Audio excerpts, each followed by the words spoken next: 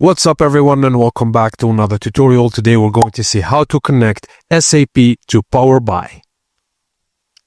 Firstly, before loading data, make sure your SAP HANA connector such as the CD Data SAP HANA connector is properly installed and configured. Once ready, open Power BI Desktop. Now get data from SAP HANA, open Power BI Desktop and click Get Data.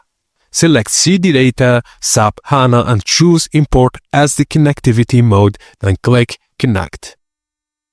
Now in the navigator window, expand CD Data Power BI SAP. Expand the relevant schema and select the tables or views you want to load. Click Edit if you want to shape the data first, or click Load to skip straight to importing. Now if you click Edit, Power BI opens the Query Editor where you can refine your data before loading it. Common actions you can perform is filter rows, sort data, change column data types, remove unnecessary columns and group or aggregate data. Power BI automatically tracks these changes in the Applied Steps panel and adjusts the underlying SAP HANA query accordingly. When finished, just click Close and load. Power BI now runs the query and imports data from SAP. The tables appear in the Fields pane. Your SAP data is now ready for reporting.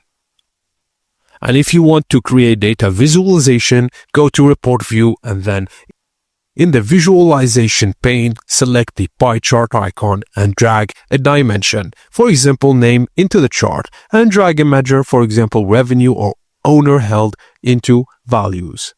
Now click the ellipsis to change sorting, adjust visual options and use highlighting by clicking a slice. Apply features like per visual, per page or entire report.